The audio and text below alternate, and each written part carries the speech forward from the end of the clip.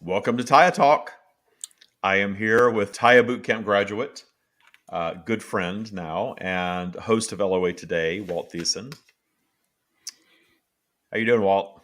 Doing fine, David. Thank you very much for having me on the program. And it's great to see you for the first time in a while. And it's great to see you healthy, which is also a good thing. Yeah, I've had a lot of allergy, sinus type stuff going on this year, and had to cancel on you a couple of times. So I'm looking Yeah, forward to being back on LOA Today when my turn comes up again.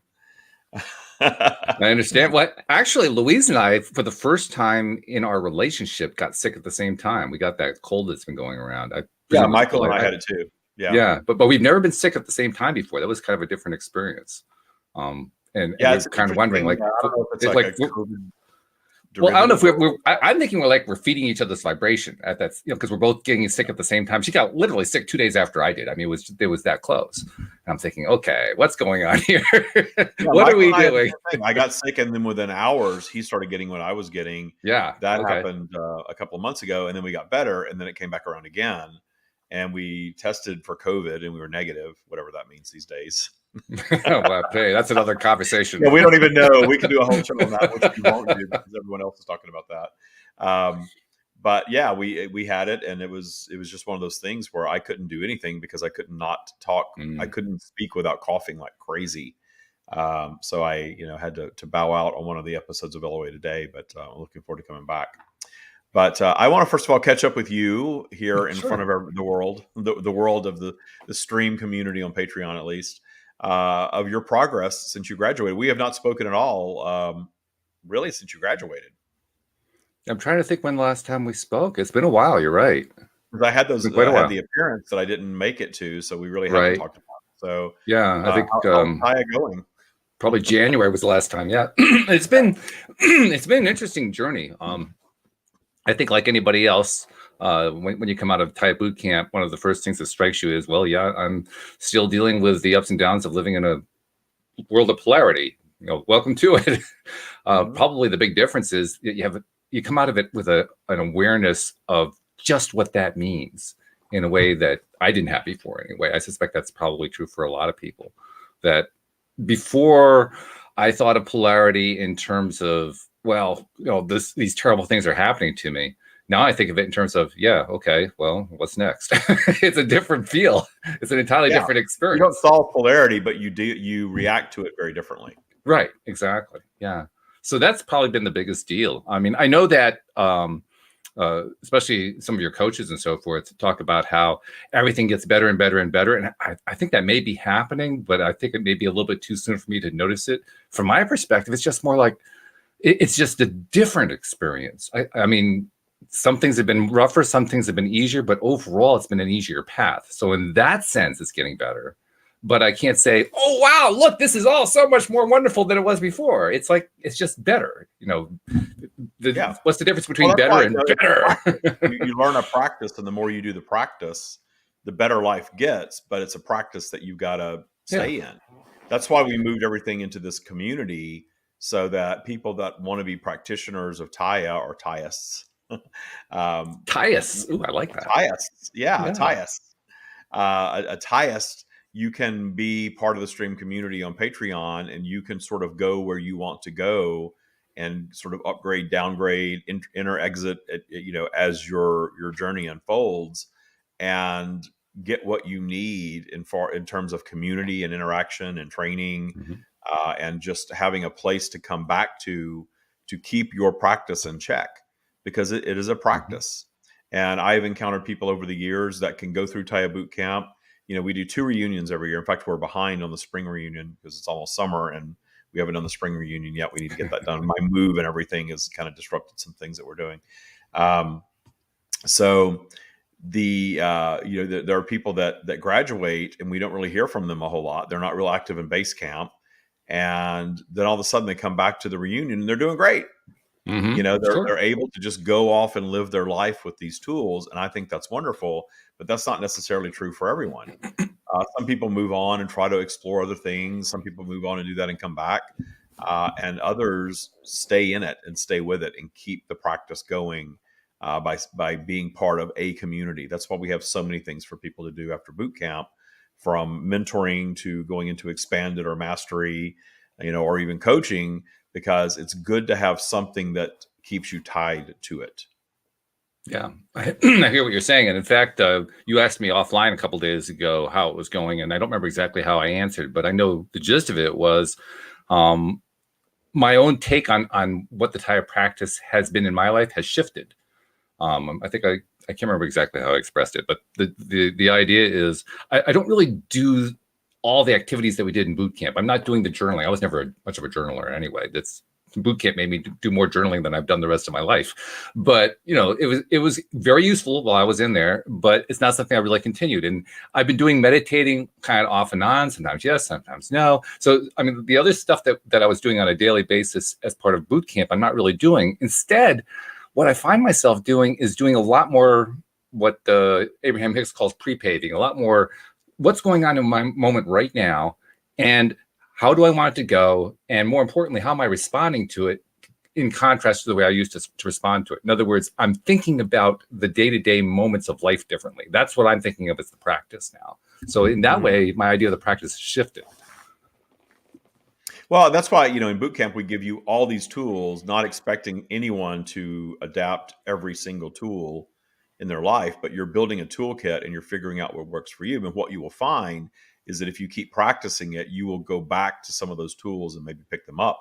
Maybe Sure. journaling will become part of your experience. The 4 pillars are the 4 pillars. They don't change. And that's the practice, is that Okay. systematically identifying and detuning transgressors. Huge, because all of that pre-paving works so differently when your vibration is higher, because you're more in a space of belief where, yes, I'm dreaming this thing up. This is what I want to experience. And while I'm dreaming it up through my vibrational flow, I'm believing it. Yes. That's And what you're doing out so many things is you dream something up in high vibration, and then polarity drags you down, and then you unravel all of it in your disbelief. Yeah, we know that one. We know that one real well. Yeah. That's that's a stronghold of the matrix. Is Right. that Yeah. how's that going to work? That's a pipe dream. You're not going to be able to do that. People like you don't do things like that, but then other human beings do things like that.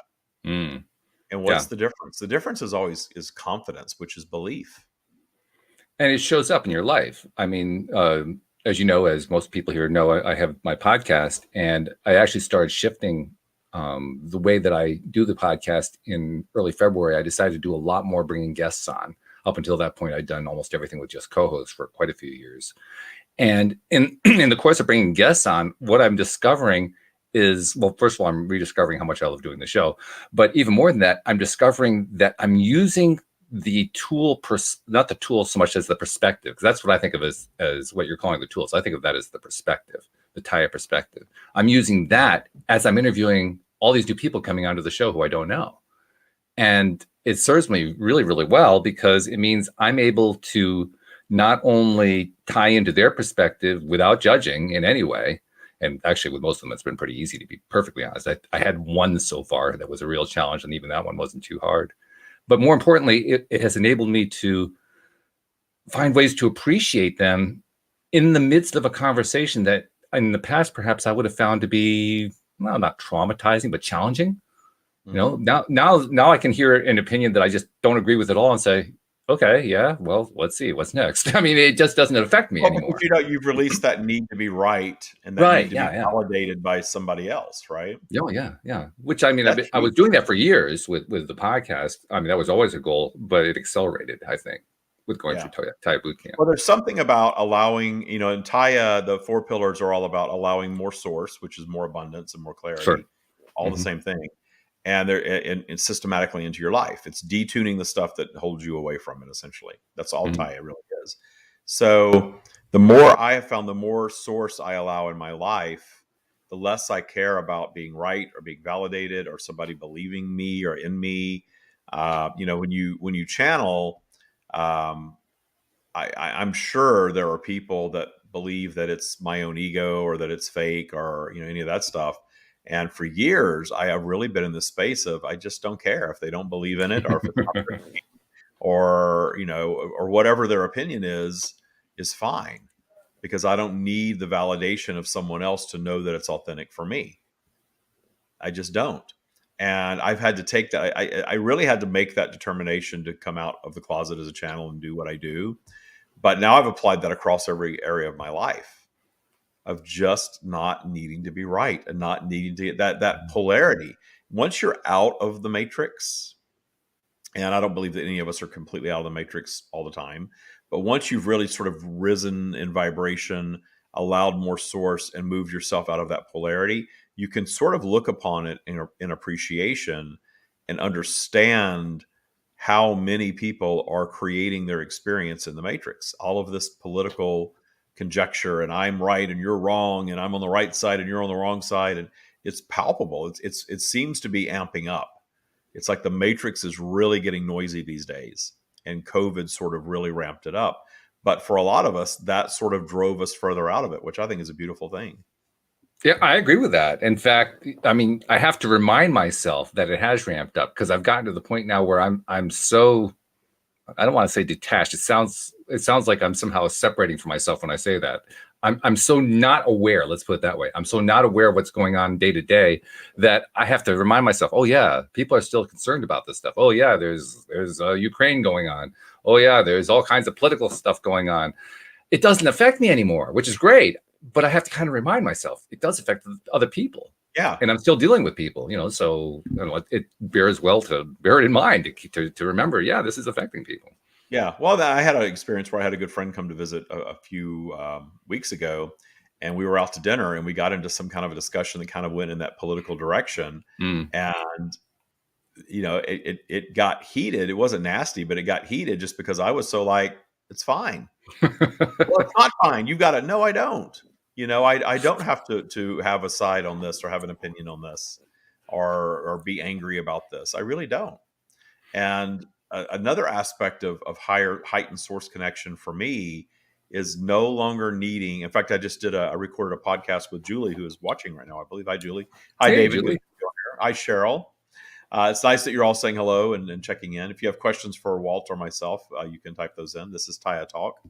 So that no longer needing to save others from their human experience. Oh God, yes, that is so important. That I have more appreciation for that than almost anything coming out of Tya. It was something I believed for years, but just because I believed it, I didn't necessarily do it well. But going through the Tya practice, you actually learn how to do it. It doesn't really work well for anyone because no, it doesn't. Everyone's creating their own experience, and we know that. Those of us that practice this or any type of law of attraction that really believe in it know that yes, we do create our reality, all of it, even the crap we don't like. And when you see someone creating an experience for themselves, and that experience looks like suffering, I understand the human nature of wanting to stop someone that is suffering if you can. Or from their suffering. But really it's very egocentric to believe that we are capable, first of all, and second, in charge of holding someone away from their own suffering. In fact, for myself, I have really been holding much more clearly to a rule for myself that I used to have, but I didn't always hold to it. Now I hold to it almost rigidly, which is unless somebody is actually asking me for help, I don't try. I'm just not even interested in trying. Well, that wasn't always the case. It's none of my. If somebody asks for help, sure, if they want to hear it. Yeah, a lot of times people ask for help though, and then they don't want the help that you're offering, which is fine. There's that too. Well, that's another question. Yeah, I said I wanted help. I didn't say I wanted advice. I don't want guidance. Or I said I wanted help, but I didn't really actually want to follow the advice. Well, and there's a benevolence in sharing what we do. We are putting something out there for humanity, but I think that there is a different vibration between trying to push an agenda on people and offering up a perspective for anyone who's aligned with it. There is. I've actually been doing some experimenting in part for the purpose of promoting my podcast of just reaching out to outside what we'll call law of attraction circles, conscious creation circles, to people who have no awareness of any of that. And it's not hard to find them. I mean, with social media, you can find them all over the place. And so I've been interacting with them. And it's been an interesting challenge, actually, because I'm trying to interact without using our vernacular, without using our way of expressing things, and trying to turn it into how can I talk to them in terminology that they would understand and appreciate. It's been a useful exercise. I've made some good inroads talking with people, getting to know people. But I do occasionally run into somebody who resists it. It's always a bit of a surprise when I get this really strong resistance. I got it the other day. Oh God, what was it? She was asking about. It was somebody who had not figured out really what she wanted. She was very, very unclear in her post. She was basically asking for advice without asking for advice, but she wanted advice. It was like one of those kinds of situations. And the things she wanted advice about, I think, had to do with like building codes or something like that. So I suggested, well, Google's your friend. Why don't you try Googling? And her response was, oh, well, I would never have thought of that. I mean, she was just so sarcastic. And I said, whoa, okay. Well, hey, if you don't want to Google, it's okay with me. It doesn't bother me. But it kind of reinforced for me, I could very easily interact with somebody. And because of this new perspective I could have really no clue that they're taking it wrong unless they actually exploded me like that, just because I just feel so differently about it compared to the way I used to. Just because I'm not trying to talk anybody into anything. I just think about it differently. And so it's a challenge, and I like it as a good challenge. I think it's a good challenge to kind of find a way, how can I create connections to people who don't share my values, who don't share my beliefs, don't share my spiritual association and so forth, and stay in alignment. Because if I can do that, I'm going to have more effectiveness in terms of building my audience for one thing, but also just building my own social connectedness. Yeah. I think reaching beyond, but on my podcast, I don't do a whole lot of that. I have pretty much our community on our podcast, and that's it. Because you got a lot to deal with your community all by itself. So I mean, that's quite understandable. It's all stream centric stuff, and if people aren't into the stream, I just don't think that they're going to bring a whole lot of value in that scenario, because the stream is sort of way out there, and I know that. I know the stream is way out there for a lot of people. It's not for me. It's everything to me, but sure. I get that. And there seems to be sort of, to think in human 3D terms of quantification, there's a whole lot of humanity that does not believe in the law of attraction, that believes life is just something that's thrust upon you. You're a victim of your circumstances. Some people are lucky, most people are not. And life is just what it is. And maybe if you put some hard work in and have some self-belief, then you'll get somewhere. And then there's these sort of 1 foot in the law of attraction world people. And I enjoy talking to them sometimes because they're all ready to claim their desired manifestations, but they are not yet ready to claim their undesired manifestations. Well, that's always a challenge. I this. I didn't attract that. And now I'm going to use the law of attraction to get rich. You kind of hear that type of language. It's kind of like they're just kind of dabbling in it. And there's a lot of information out there that kind of leads you into that. It's all about just getting stuff. True. Yeah. And then there's, the kind of the people that have gone over the cliff into the deep dive that we've all done. And that is, we create all of it. And what I love about the stream is that now, because I always needed to know the how, the how part was very important to me. I didn't learn, no one taught me much of anything. I really was, kind of self-taught in every way. So no one taught me how to drive a stick shift car. I taught myself how to drive a car, and then I needed to learn how to drive a stick shift car. I actually worked one summer selling cars, and I didn't know how to drive a stick.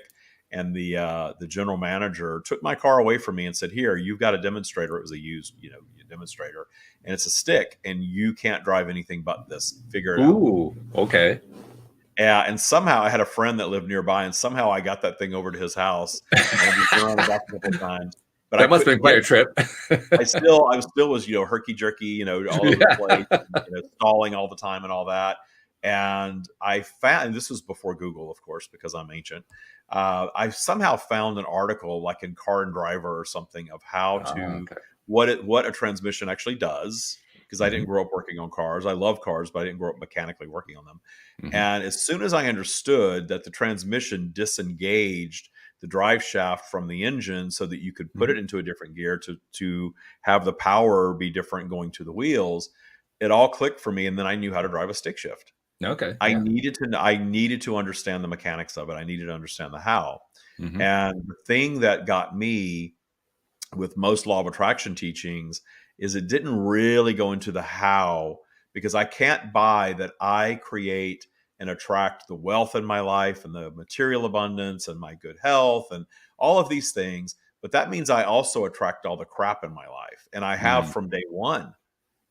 That was the kicker. Okay, how do we attract being born to these? I always thought I was born to the wrong parents. I These people, understand the feeling. Yeah. like you said, we didn't want you. We didn't want to have you as a Right. child. We wanted no part of you. Why would I choose that? Why would I Mm. choose these parents that didn't want to have the second child and didn't want it to be a boy and blah blah blah?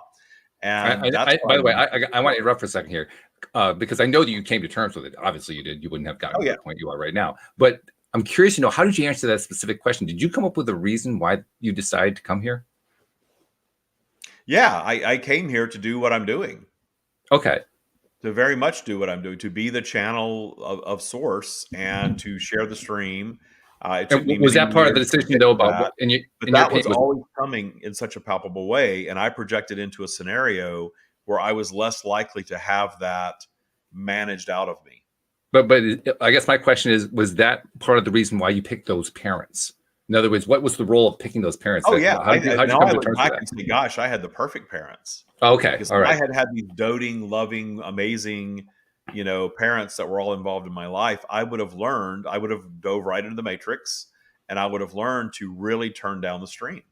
Okay. Most people Okay. do. I don't think that I'm unique in having source in me. In fact, I absolutely know that I'm not unique in that. The uniqueness about me is my own creation via my projecting into the disconnected parents and the different elements that I projected into, and then I allowed the path to unfold that way. And it Okay. just, Yeah. I think there's probably a lot of people that do, and then they take different paths via their choices, and they end up not doing something like this. Mm. You know, you could be, obviously there's lots of examples of people that project into parents like that and don't survive. Sure. They kill themselves, or they get into drugs, or they end up in prison. When you have very disconnected parents and you're left to your own devices as a child, the matrix can really draw you in, and then you can have that trip through the matrix, and it can be that. I was drawn into the matrix off and on, and still am, certainly, but I definitely know that I always return to that inner voice as a child, and that got me through childhood and ultimately got me through adulthood. And I Yeah, look that's at times interesting. in my life when I was in a very 3D environment, and the more 3D it got, the more distasteful it got for me. I used Hmm. to work in a very corporate. It's like I placed myself in the most rigid environments so that I could really get a taste of the matrix and really be repelled by it. But I spent 20 years working for a very 3D company, Hmm. very much, hard work. You got to play by the rules, and you've got to be obedient. And I wasn't. And I had most of my success when I went inward and listened to my own inner guidance. Even if that Yeah. success wasn't fully appreciated externally, I knew that I was doing good things. So my life has been all about detuning the matrix, detuning the matrix, detuning the matrix, returning to trust, returning to source. And I'm still a work in progress with that. After all this, I Sure. still have challenges, but every time I have a challenge, there's this whole new level of clarity that I share with all of you as soon as it arrives.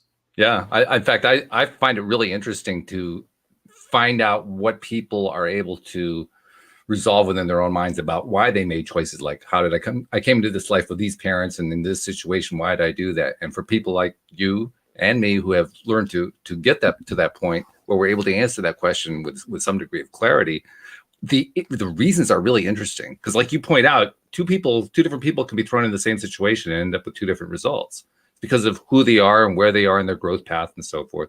And the way that people choose is fascinating. I look at some of the circumstances people choose to get born into. I mean, a lot of them, many of us would say, hey, you couldn't pay me enough to come into that situation, but they often thrive. Not all of them, but a lot of them do, which just tells me that to me is the thing that probably reinforces this whole concept of soul contracts, or whatever you want to call it, more than anything else. How often people go into these situations, they're born into them, they grow up in them, and it turns into something wonderful. That's the part that's really fascinating to me, because that Yeah. shows it really does work. Yeah. Well, we were not necessarily designed to be born into any ideal circumstance. I mean, we were really designed to be born into the food chain in the wilderness. True. And we've created all of this comfort for ourselves, but then there's contrast on all topics. So all this comfort turns around and creates more contrasts. Mm. Think of how blissful it might have been to be in solitude most of the time, to not have all the noise of social media, to not have all the stresses that we have today. I mean, my gosh, I wake up at 2 a.m. thinking about dimmer switches right now because and we're remodeling this house and we're remodeling everything in it. And I have become the project manager, and we have a contractor, and my friend's an interior designer. So I kind of confer to her a lot. Plus, I worked in that business for 20 years. But it's turning into an all day, every day, stay on top of it, because I've created this very detailed book for the contractor.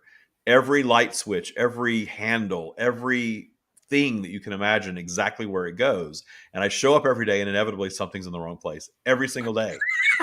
Like, why? They just randomly just put this thing here, you know? So, it's just really interesting, these scenarios that we create for ourselves where you're having this whole new adventure out of nowhere. And life is that. You don't get complacent. You don't just, if you're stagnant, you're sort of faltering, because if you are stagnant, it's because you're allowing your ego to be in the driver's seat, holding you in place. But the more you detune ego and the more you detune fear and judgment, which is a component of your ego, the more you are allowing source, and the more you're just allowing the freedom of where your vibrational flow takes you to create a life journey for yourself. And I have found, I'm 54 now, so I've lived enough life to say that, gosh, the unexpected twists and turns, I look back and realize those were the biggest growth periods for me as a being. Yeah. Yeah. Well, you need that perspective in order to see that, because when you're in the middle of it, it's like, hell no, get me off this roller coaster. But afterward, you look back and say, damn, that worked really well. I couldn't plan that one, but it worked really, really well. Yeah. It's the stuff that we don't plan, because, anytime we start planning, we're not returning to trust, right? True. Yeah. As soon as you start planning, and the stream said something, I think it was, I do the daily inspiration for Patreon now. And we used to have a daily inspiration where it was like stream quotes that went out via email and it was all automated. Mm-hmm. I decided to kill that off. We went into Patreon. I actually meditate every morning, and I put a real live stream message every single day in Patreon. Cool. And there was a message this week talking about if the guidance that you're receiving is fully letting go and trusting and allowing your natural state of abundance just to flow, and there is no getting it wrong, that's source. If it's anything other than that, that's ego. That's an interesting distinction. Well, That's ego, and we're not saying that, and they're not saying that ego is a bad thing. It's No. just like the matrix is the collective ego of all of humanity, and Mm-hmm. your ego is your own version of it. And it's about appreciating it and understanding it without judging it, but Mm-hmm. knowing that, okay, when I'm making a decision, I'm making a decision in ego, because that's a component of your ego's decision making, because that's why we come here to this polarized environment, to have these circumstances that we manifest into, and then right away from conception we are making choices, we're making decisions and distinctions, and all that is ego driven stuff. Source is just saying let go and abundance flows, but your ego is going to separate you from that, so you do have the challenges, so that you do expand in them. That drives all creation. That traction that you gain in the muck of going into lower vibrational territory and experiencing some things that you don't like you were saying earlier, how often do those people become really successful? There's a lot of those stories out there because they had to figure it out. I look back now at my parents and realize, gosh, that was the best thing that ever happened to me, having my father disappear when I was 6 and having my mother retreat to her bedroom essentially for the rest of her life. And I was left to my own devices from 6 on, literally. And in doing so, I had to figure it out. And it was not always easy. But gosh, that's made me so resourceful and so independent and so self-taught.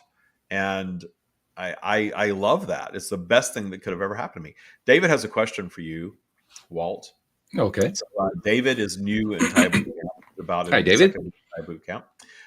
He says, Walt, what advice would you give a person beginning Thai boot camp, and what advice would you give to a recent graduate? Well, I'll answer the second one first. I wouldn't advise a recent graduate on anything. I just simply congratulate them because they've gone through an amazing journey, and that journey is theirs, and it's going to be unique for every single person. I wouldn't presume for a second to give them advice on anything. And they are the ones who have graduated. They're the ones who deserve everything that's going on right now. If somebody asked me for advice, I'd be happy to give it to them. But honestly, when you come out of Tya boot camp, you're feeling pretty good. You're not. I can't remember anybody coming out of Tya boot camp who was feeling depressed and needed, some sort of advice on how to climb out of it. You probably do because David, you deal with people who are having challenges when they come out. But I don't remember anybody like that, so I don't think I'd advise them at all. But going into it, I think probably the best advice I can think of is dive deep.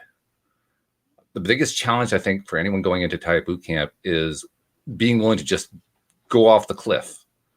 You kind of like want to, dip your toe in the water a little bit and then, try a little bit more and so forth. No, just dive right in. Just start doing everything that is being described in module 1. Just go for it. Even if you don't know the answer, just go for it anyway.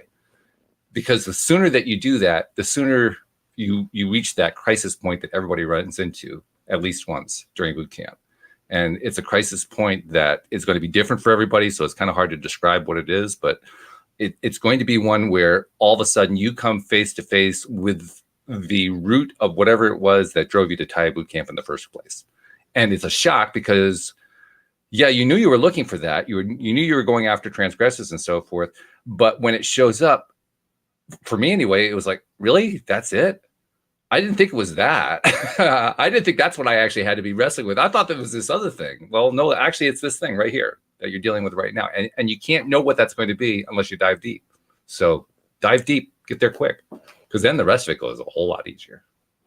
Good advice. I'm glad that you mentioned the crisis points because I always tell people, if you don't struggle in boot camp, you're not doing it right. That's true. Yeah, everybody inevitably struggles, and the people that I worry about over the years, not really worry about, but when I get to the graduation point and they've sort of just smoothly sailed through the modules, those people never graduate at that time. They're not ready yet because they've been diligent in their module work, and I got my module done, and I went to the next one, and I showed up to the meeting. But they didn't. You're exactly what you said. They didn't dive deep into it because if they're not unraveling in boot camp, then they're not going deep enough because you want to unravel. You want to unravel all of that crap that's in your vibrational basement to start, working through it and dealing with it and detuning it, because that's the magic of the practice is detuning a lot of it in boot camp so that then you know how to detune it moving forward for the rest of your life, because you're never going to be finished detuning transgressors while you're in physical. And it's not fun to hit that crisis point. I mean, I won't sugarcoat it.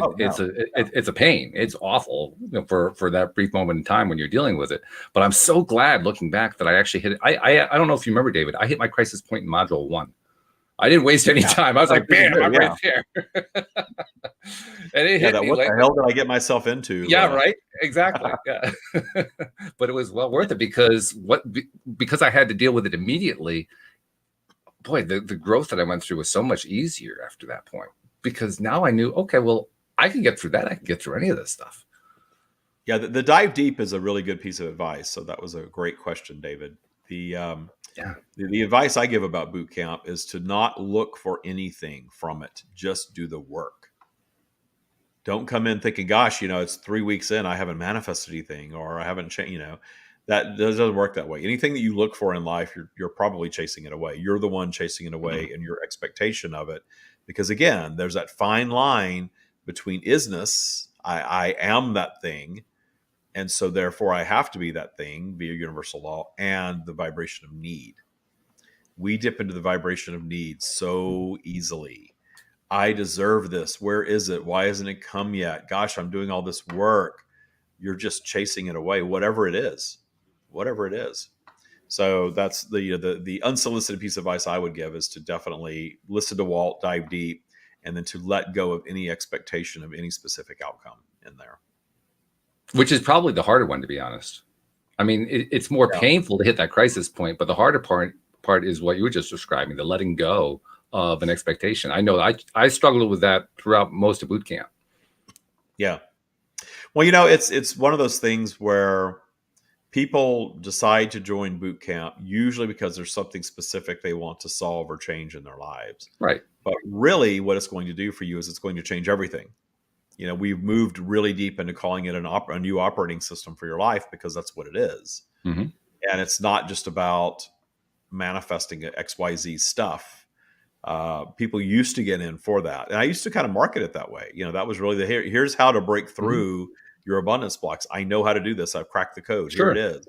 Yeah. But what it morphed into was much more of a self-actualization operating system that allows you to understand your nature and the nature of the world, including all other beings in it, which is so much more than a shiny new object. You can still have the shiny new objects, and maybe sometimes we need to return to that a little bit, because we all like our shiny objects. But sure, understanding your own humanity and the world around you is a gift that not a whole lot of people give themselves.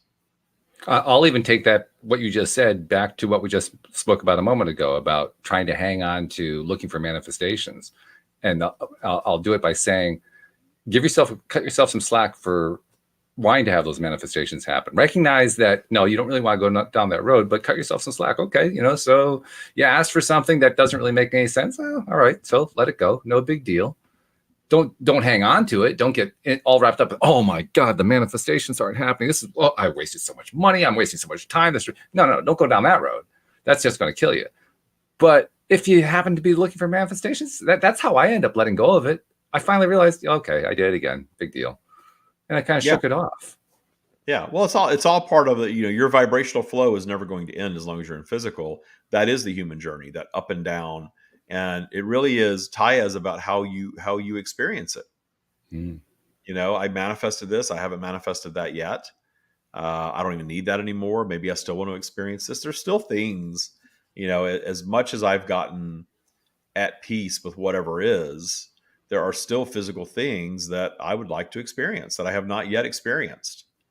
And to me, that's what drives you through life, because there are physical expressions. And the stream says, anything we look upon in appreciation is a physical expression of source.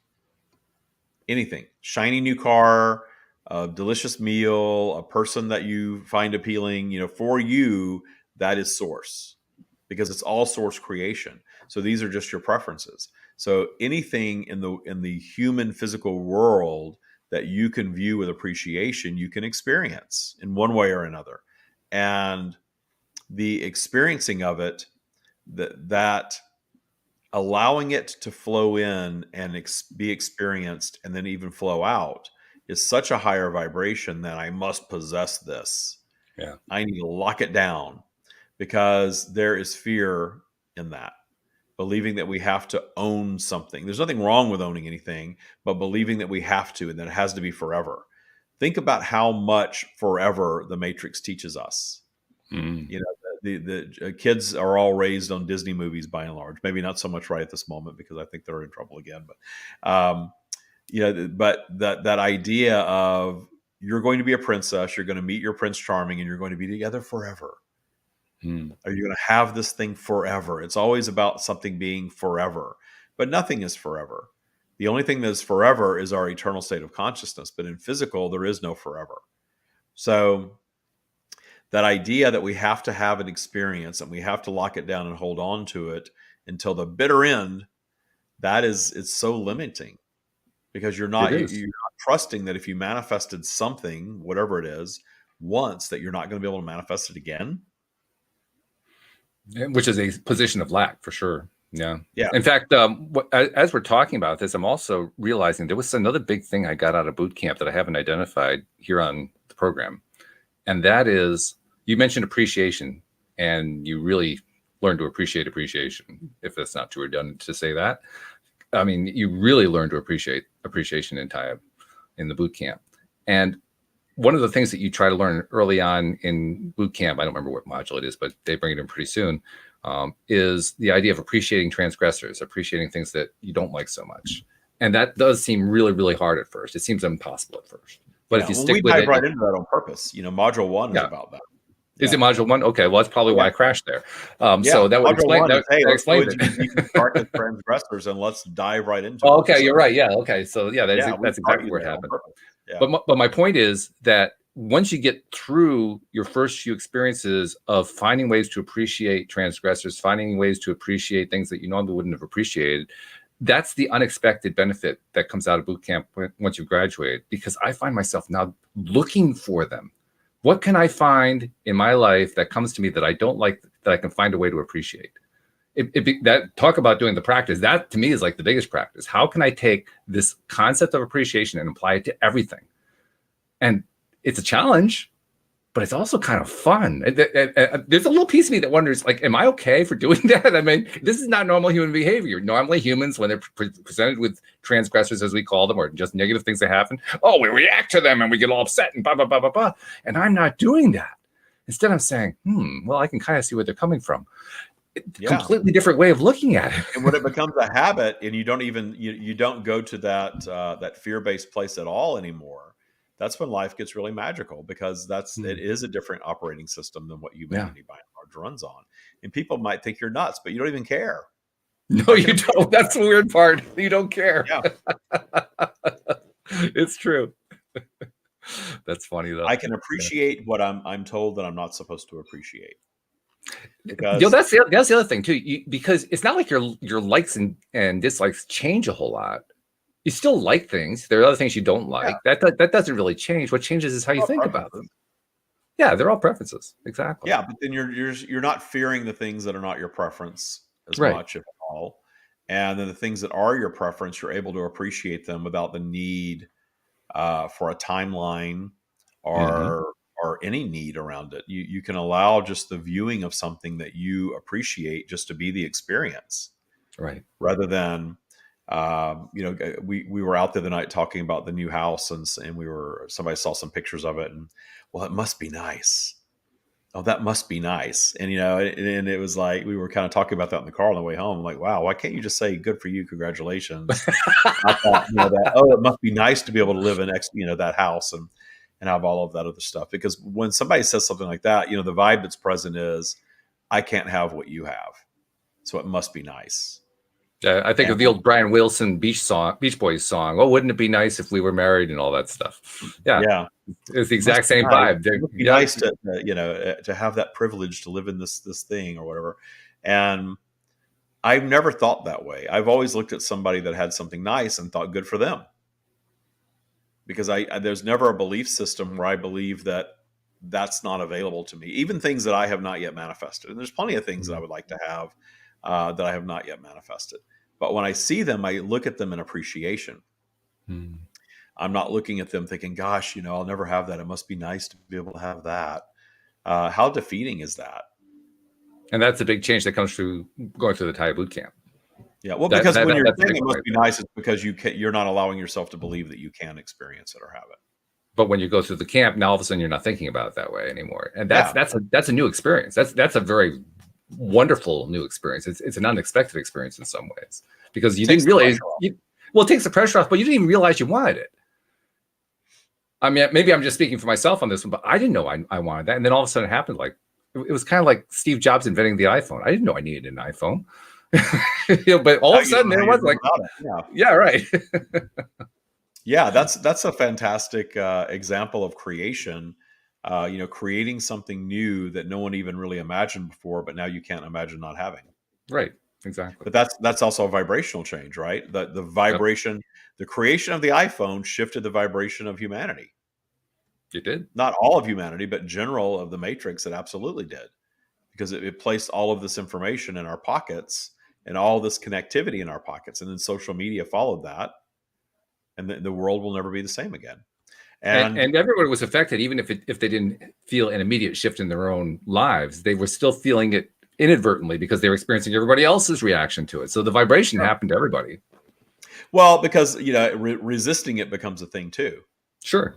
I'm not going to be part of that. I'm not going to have an iPhone. I remember my then partner, when the iPhone came out, the person I was with got the iPhone, and I had a BlackBerry. And I remember looking at the iPhone thinking, this is just a toy. This thing is just a toy. I've got a BlackBerry. This is like a business person's, device here. Right, And yeah. before long, I got an iPhone. I had an iPhone and a BlackBerry for a while, and then I got rid of the BlackBerry. Then I had two iPhones. Now I'm down to one iPhone, much better. Carrying two, I had a business iPhone and I had a personal iPhone. Now I have one Okay. iPhone. There's no lines between those in my world anymore. But I remember thinking it was just a silly toy, but literally it does everything. Mm. I can run just about every aspect of my business on my phone, and I do love that. I do, but I also I'm weaning myself off of social media, so I am not sitting staring into the screen all the time the way that I used to. I'm not on social media much at all. I think I've posted on Instagram 3 times in the last month, probably. No, yeah, that's pretty small, no doubt. Yeah, I'm not doing much of anything on social media right now. We may get back into doing some, sharing more stream stuff out there or something like that. But I don't want to be on Facebook right now. I just don't. I go in there every once in a while. I check on the group. I just don't feel drawn to be on there. I put the first post in my personal page this week. Gosh, in months and months and months, maybe went over a year. And it was there was some. I went over to check on the new house, and there were some ducks hanging out in the pool. And I just took a video of the ducks, and I thought, I'll just throw this on Facebook. And all of a sudden, there's like 200 comments about it. And I'm like, oh, well, I guess it's interesting to have ducks in the pool. I got a whole lot of advice to get the ducks out of the pool. Oh, okay. They kind of adopt your pool as their environment, and suddenly it's also their I can toilet. see that. Yeah. Yeah, but we're going to drain the pool and remodel the pool, and then we'll have 2 rowdy French bulldogs to chase any ducks away when we move in. So I don't think there's going to be much of a duck problem. Well, plus the bulldogs will have something to do, which is a good thing. Yeah, the chase ducks. Yeah, they are entertaining enough. Yeah, we were told the pool has old water and the water needs to be changed because it's old. But we're going to retile the pool anyway. So you have to drain it to do that. So I guess we'll have some new water in the pool.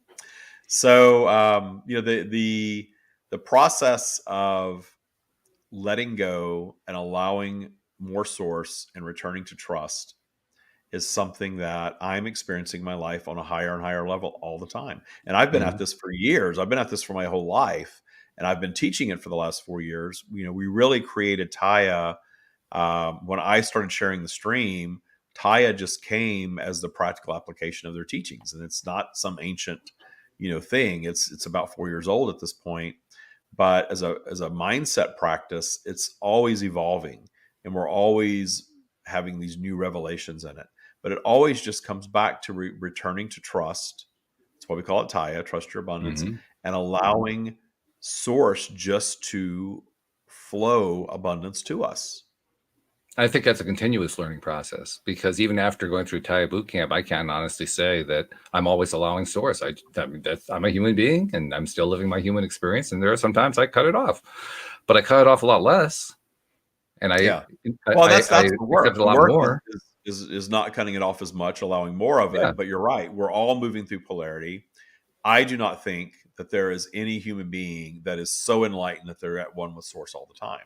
I don't think that there's a lot of value in that for a human being, because the value is in the separation from source and the manifestation of obstacles and the moving through obstacles. That's why I don't like, that's one of the aspects about social media that I don't particularly care for, because there's such a scrubbed up, persona that is often presented on social media, that everything is perfect in my life. I have the most beautiful house. I have the best body. I have the nicest car. If I'm a spiritual teacher, I'm only putting that, highly enlightened version of myself out there, and I'm operating in perfection. And none of us are. That's why I love to share my down the spiral stuff, because that's where the growth happens. We are here to expand consciousness, period. And we expand consciousness via new creation. We do not create, think about it, we do not create anything new without contrast. True. If there's not something that you, as a new desire that you are separated from, that you want, and you're feeling the separation, that's creation. If there's not something, most of our creation also is born from things that are not our preference. We want to solve something, I think one of the best things that comes out of Tya too, especially out of the boot camp, is knowing not only does it come out of those contrasting situations, but also recognizing I kind of summarize it with the phrase, "What do you want instead?" So often we get hung up on here's all the stuff that's going wrong. And then we stay on here's what's going wrong. And then we tell our friends about what's going wrong. And then we post about what's going wrong. And then we wonder why nothing ever changes. It's because we haven't actually shifted over to, okay, now I know what's wrong. What do I want instead of it? And that's what Tya really helps you to do. It helps you to move into what I want instead a whole lot faster. I mean, to the point where it's practically instantaneous. The moment that you're faced with something that you don't like, you're instantly just coming out with what you want instead. Yeah. But that's not what the experience was detuning before. work. The raising of your vibration gets you to that space so much faster. Yeah. Because you're detuning all of the crap, all of the noise that happens when you have that new desire usually. Well, how and when and where and how much and how's that going to work? And that didn't work last time. All that stuff gets detuned and suddenly all that noise is out of the way. New desire. Sure, why not? Isn't that great? It is great. Sure, why not? And it gets here when it gets here. Who cares? Because I've already figured out how to be happy without it. And that doesn't mean that you're not going to get it. That was one of the problems that I had early on, even when the stream was sort of guiding me to learn to be happy without it. But I want it. I don't want to not have it. I don't want to learn to just settle. I never liked the idea of settling. And I still don't. I still don't like the idea of settling. I could be happy without that. I don't need that. I don't need this. But we do have things that we have manifested, which means we can manifest any and everything. Very often we fail to recognize how amazing our current state of humanity really is. If you watch the news, you see the worst of the world. By and large, 90% of the population is experiencing some sort of abundance at all times. Yep. Oh yeah, and I'll even go a step further. I mean, in the age of huge political polarity, news polarity, even entertainment polarity, it's all over the place. People, it's gotten to the point people are complaining about it, particularly in political circles. It's just too much and so forth. I'm seeing the opposite now. I'm actually seeing a whole lot more coming together. I'm seeing a whole lot more growth. I'm seeing a whole lot more vibration rising.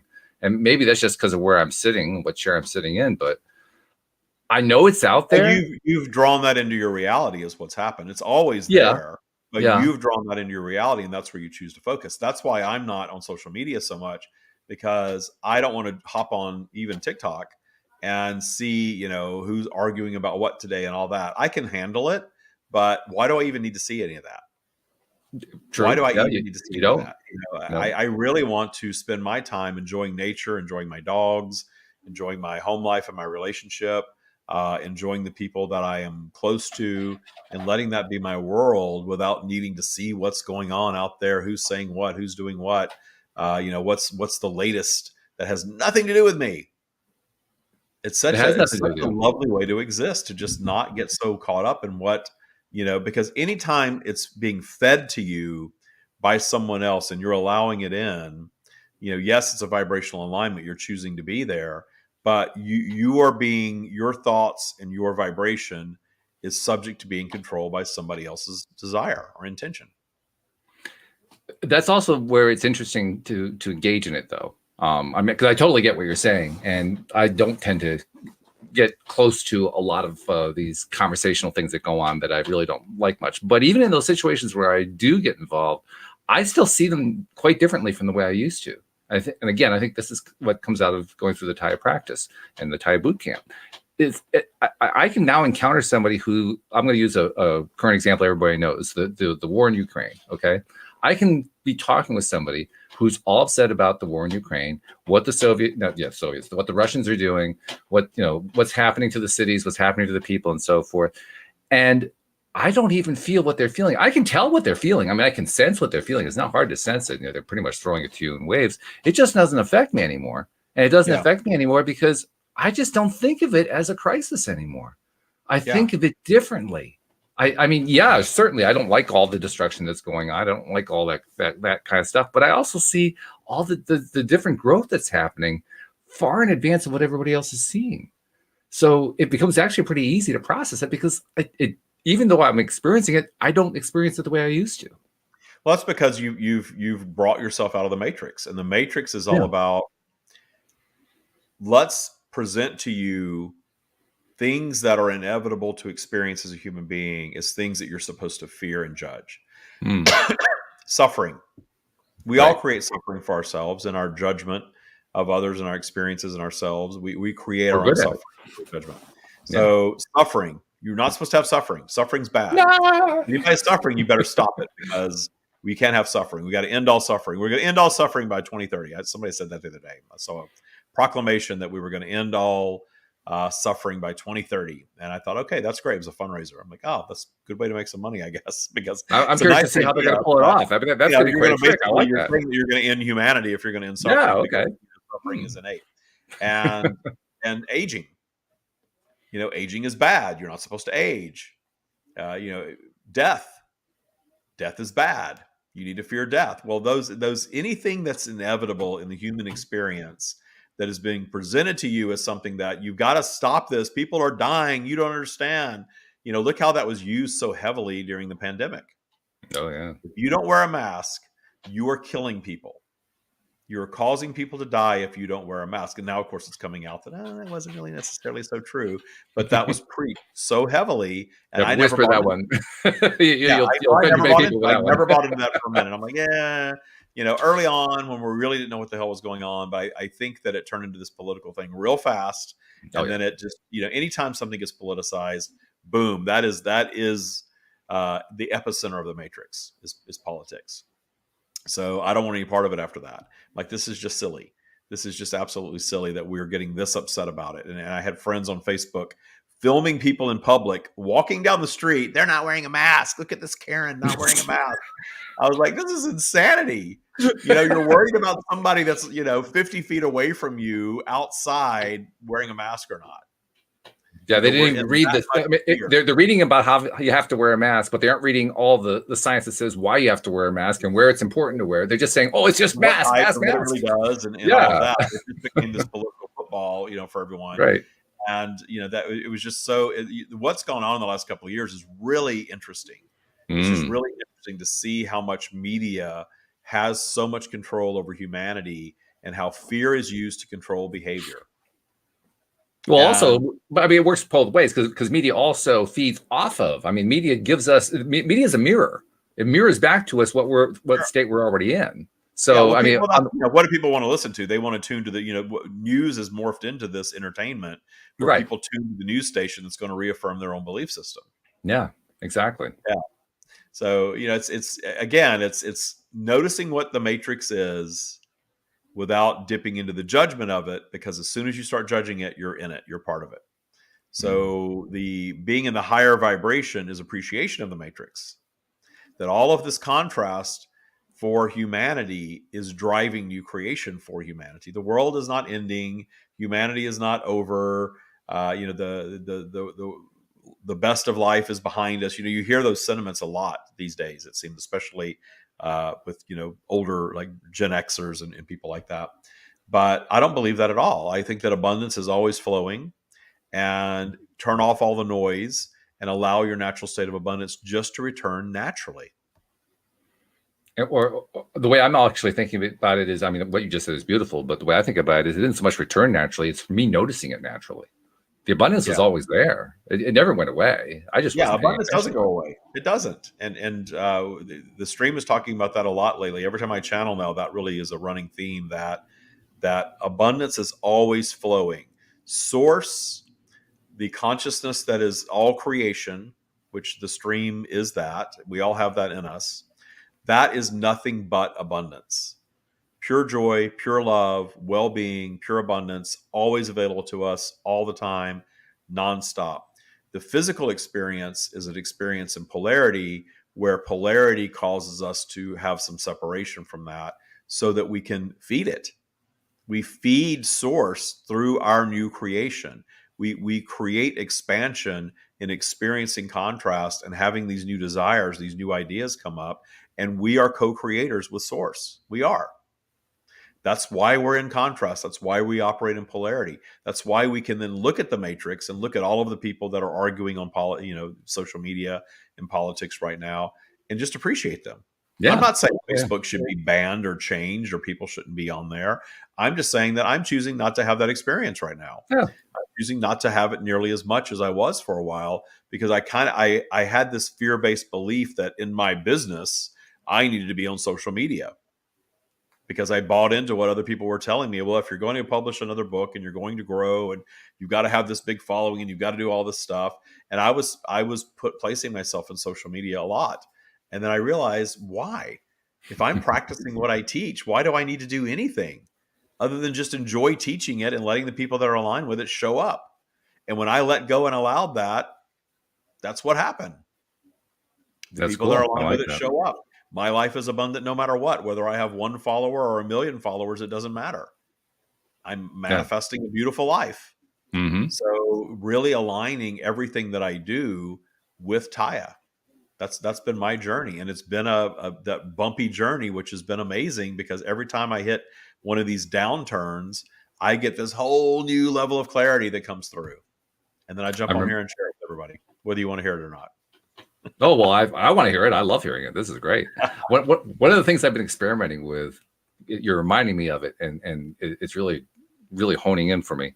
Because I mentioned earlier how I'm trying to reach out to people who don't really know any of this conversation, and how can I communicate and so forth. And I've been relying a lot on the science of the RAS, the back of the brainstem, where a lot of our filtering takes place. And I'm turning that into my way of explaining abundance without talking about abundance in a big way and scaring them away.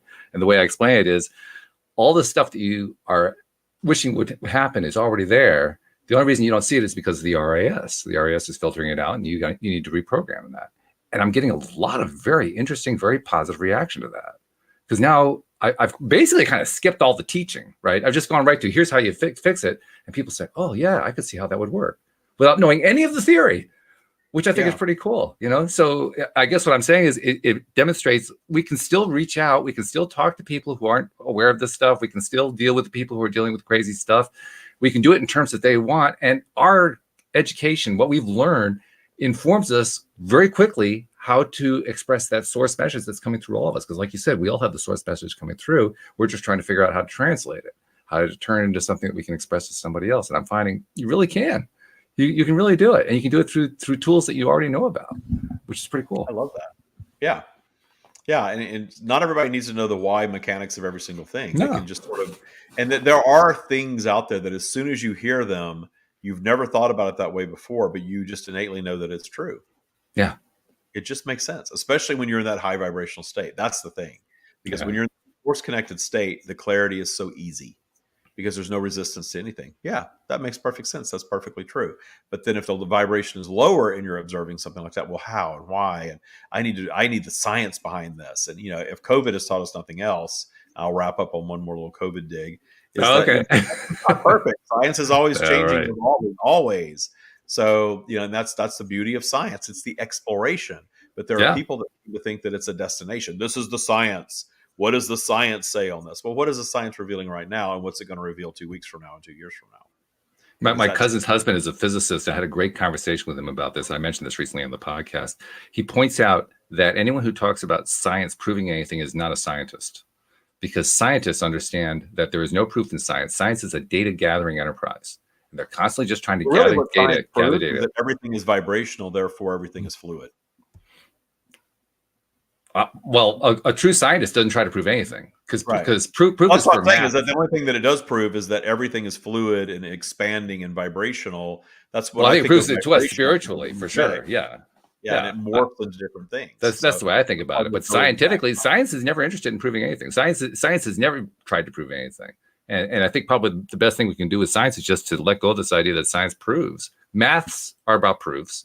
Judicial system has their own version of proof, but proof has no role to play in science. Science is just about gathering information and then deciding what you think the information tells you. That's all it is. It's a good point. Good point to end on. Walt, thank you so much for being on. Fantastic Tya Talk. All of you that were on live, thank you for joining us live. Thank you for watching in the future if you're doing that, because it lives here forever. And thanks for all your questions and comments. Thanks again, Walt. And be sure to catch Walt LOA Today podcast. Appreciate that. Bye now.